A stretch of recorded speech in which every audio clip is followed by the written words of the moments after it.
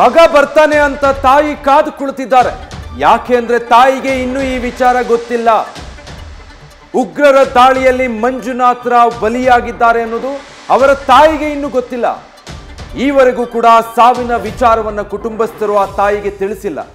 ಯಾಕಂದ್ರೆ ಮಗನ ಸಾವಿನ ಸುದ್ದಿ ತಿಳಿದ್ರೆ ತಾಯಿಯ ಹೃದಯ ಇನ್ನೆಲ್ಲಿ ಒಡೆದೋಗುತ್ತೋ ಅಂತ.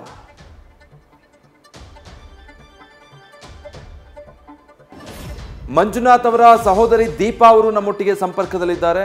ದೀಪಾ ಅವರೇ ನಮಸ್ತೆ. ನಮಸ್ತೆ.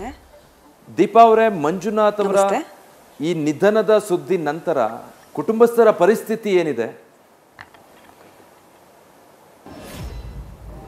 ನಮಗೆಲ್ರಿಗೂ ಶಾಕೇ ಆಗಿದೆ ಇದು. ನಿನ್ನೆ ರಾತ್ರಿ ಮೇಲೆ ನಮ್ಮ ದೊಡ್ಡಮ್ಮಂಗೂ ತಿಳಿಸಿದ್ವಿ. ಅಲ್ಲಿವರೆಗೆ ಅವ್ರಿಗೇನು ಇಂಜುರಿ ಆಗಿದೆ, ಗುಂಡೇಟು ಬಿದ್ದಿದೆ, ಇಂಜುರಿ ಆಗಿದೆ, ಟ್ರೀಟ್ಮೆಂಟ್ ತಗೊತಾ ಇದ್ದಾನೆ ಅಂತ ಅಷ್ಟೇ ಹೇಳಿದ್ವಿ.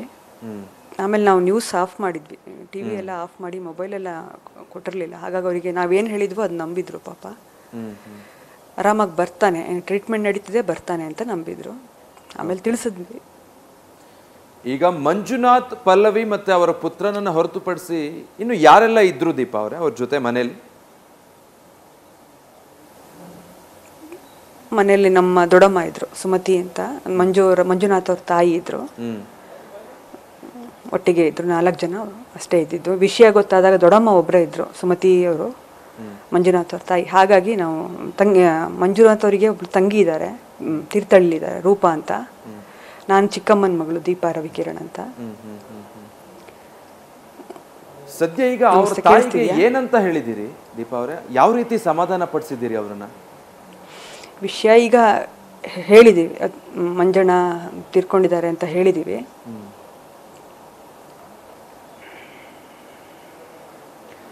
ಮೇಡಮ್, ನಿಮಗೆಲ್ಲ ಈ ಸುದ್ದಿ ಯಾವಾಗ ಗೊತ್ತಾಯಿತು? ಎಷ್ಟೊತ್ತಿಗೆ ಗೊತ್ತಾಯಿತು? 4:45 ಆ ಟೈಮಿಗೆ ಗೊತ್ತಾಯ್ತು ನಮಗೆ. ಓಕೆ. ಸೊ ವಿಷಯ ಗೊತ್ತಾಗ್ತಿದ್ದಂಗೆ ನಮಗೆ ದೊಡ್ಡಮ್ಮ ಒಬ್ಬರೇ ಇದ್ದಾರೆ ಅಂತ ಒಂದೇ ಗಾಬರಿ. ಯಾಕೆಂದರೆ ನ್ಯೂಸ್ ಚಾನಲ್ ನೋಡ್ತಿರ್ತಾರೆ. ಹೌದು. ಹಾಗಾಗಿ ಬಂದ್ವಿ.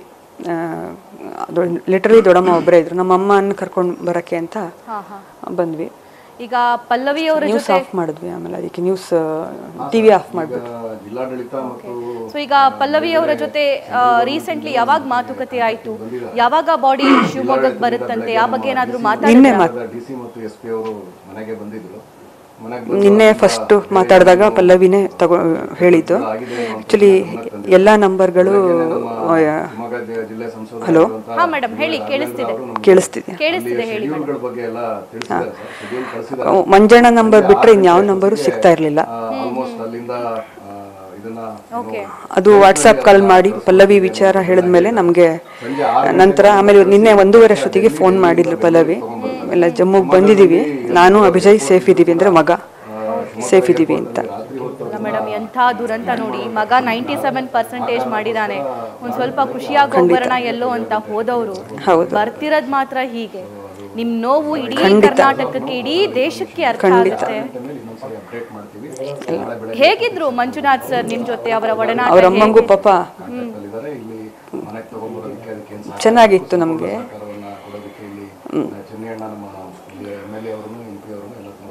ಎಲ್ರಿಗೂ, ನಮ್ಮ ತಾಯಿ ಇರ್ಬೋದು, ನಮ್ಮಪ್ಪ, ನಮ್ಮ ದೊಡ್ಡಮ್ಮ, ಎಲ್ರಿಗೂ ಶಾಕ್ ತಡ್ಕೊಳಕ್ ಆಗ್ತಿಲ್ಲ. ಪಾಪ ಏನು ಮಾಡಕ್ ಆಗ್ತಿಲ್ಲ. ನಮ್ಗೆ ಹೆಂಗೆ ವಿಷಯ ಹ್ಯಾಂಡಲ್ ಮಾಡ್ಬೇಕು ಗೊತ್ತಾಗ್ಲಿಲ್ಲ. ಫಸ್ಟಿಗೆ ನಮ್ಗೆ ಅರ್ಥ ಆಗ್ತಿರ್ಲಿಲ್ಲ. ಅಕಸ್ಮಾತ್ ಎಲ್ಲರೂ ಅವರು ನಮ್ ಕೇಳಿದ ವಿಷಯನೇ ತಪ್ಪಿರ್ಬೋದು ಅನ್ನೋ ನಮ್ಗೆ ಗಾಬರಿನೂ ಇತ್ತು. ಹಂಗಾಗ್ಬಿಡ್ಲಿ ಅಂತ ಕಾಯ್ತಾ ಇದ್ವಿ. ಅಲ್ಲ ಪಾಪ, ರಾಜಸ್ಥಾನಕ್ಕೆ ಹೋಗ್ಬೇಕು ಅನ್ಕೊಂಡಿದ್ರಂತೆ. ಫ್ರೆಂಡ್ ಅಡ್ವೈಸ್ ಮೇಲೆ ಅವರು ಜಮ್ಮು ಕಾಶ್ಮೀರಕ್ಕೆ ಹೋದ್ರು ಅಂತ ಪಲ್ಲವಿ ಅವರು ಮಾತಾಡ್ತಾ, ಯಾಕಾದ್ರೂ ಬಂದೋ ನಾನು ಇಲ್ಲಿ, ನನ್ನ ಕರ್ಮ ಅಂತಿದ್ರು. ಮಾಡಿದ್ರು ಸರ್. ಬೆಳಗ್ಗೆ ನಿನ್ನೆ ರಾತ್ರಿನೂ ಮಾತಾಡಿದ್ರು. 12:30 ಅವರೇ ಫೋನ್ ಮಾಡ್ಬಿಟ್ಟು ನಮ್ಮನ್ನೆಲ್ಲ ಇವಾಗ ಶ್ರೀನಗರ ಕರ್ಕೊಂಡ್ ಬಂದಿದ್ದಾರೆ, ನಮಗೊಂದು ಒಳ್ಳೆ ಮೇಡಮ್ ನನ್ನ ಮಾತು ನನಗೆ ತುಂಬಾ ಕೇಳಿಸ್ತಾ ಇದೆ, ಎಕೋ ಆಗ್ತಾ ಇದೆ, ಚೆನ್ನಾಗಿ ನೋಡ್ಕೊಳ್ತಾ ಇದ್ದಾರೆ ಅಂತ ಹೇಳಿ ಅವರು. ಆಗ್ಲಿ ದೀಪಾ ಅವರೇ. ಹೌದು ನಿಮ್ಮ ನೋವು ಅರ್ಥ ಆಗುತ್ತೆ. ಅರ್ಧ ಗಂಟೆ ಕೆಳಗೂ ಇಡೀ ಕರ್ನಾಟಕ ಮತ್ತೆ ದೇಶ ನಿಮ್ಮ ಕುಟುಂಬದ ಜೊತೆಗಿದೆ. ಒಂದು 2-3 ಗಂಟೆ ಅವ್ರದ್ದು ಮೊಬೈಲ್ ಪೂರ್ತಿ ಬ್ಯಾಟ್ರಿ ಡ್ರೈನ್. ಕುಟುಂಬದಲ್ಲಿ ಏನ್ ದುಃಖ ಇದೆ, ಹಿರಿಯರಿಗೆ ಆಘಾತ ಆಗಿದೆ, ದಯವಿಟ್ಟು ಅದನ್ನ ಆದಷ್ಟು ನಾಜೂಕಾಗಿ ನಿಭಾಯಿಸಿ. ಧನ್ಯವಾದ ನ್ಯೂಸ್ ಫಸ್ಟ್ ಜೊತೆ ಮಾತನಾಡಿದ್ದಕ್ಕೆ. ಸುರಕ್ಷಿತವಾಗಿ ಅವ್ರು ನೋಡ್ಕೊಳ್ತಾ ಇದ್ದಾರೆ. ಸಂಜೆ ತನಕ ಅವ್ರನ್ನ ಒಂದು ಜಾಗದಲ್ಲಿ ಇಟ್ಟಿದ್ದಾರೆ. ಮಂಜುನಾಥ್ ಅವರ ಸಹೋದರಿ ದೀಪಾ ಅವರು ಹೇಳೋ ಪ್ರಕಾರ ಈಗಾಗಲೇ ಅವರ ತಾಯಿಗೆ ವಿಚಾರ ತಿಳಿಸಲಾಗಿದೆ. ಇದುವರೆಗೂ ಅವರ ತಾಯಿಗೆ ವಿಚಾರವನ್ನ ಹೇಳಿರಲಿಲ್ಲ. ಯಾಕೆ ಅಂದ್ರೆ ಆಘಾತಕ್ಕೊಳಗಾದ್ರೆ ಅನ್ನೋ ಭಯ. ಪ್ರವಾಸಕ್ಕೆ ಅಂತ ಕಾಶ್ಮೀರಕ್ಕೆ ಹೋಗಿರುವಂತ ಮಗ, ಸೊಸೆ, ಮೊಮ್ಮಗ. ಆದ್ರೆ ಬರುವಾಗ ಸೊಸೆ ಮೊಮ್ಮಗ ಮಾತ್ರ ಬರ್ತಾರೆ, ಮಗ ಮೃತದೇಹವಾಗಿ ಬರ್ತಾನೆ ಅನ್ನೋದನ್ನ ಹೇಗೆ ಹೇಳೋದಕ್ಕೆ ಸಾಧ್ಯ ತಾಯಿಗೆ? ಆ ತಾಯಿಗೂ ಪಾಪ ಆರೋಗ್ಯದ ಸಮಸ್ಯೆಗಳಿದೆ, ಅವರು ಕೂಡ ಹಾರ್ಟ್ ಪೇಷಂಟ್ ಅಂತ ಹೇಳಲಾಗ್ತಾ ಇದೆ. ಈ ಆಘಾತವನ್ನ ಆ ಜೀವ ತಡ್ಕೊಳ್ಳೋದಾದ್ರೂ ಹೇಗೆ?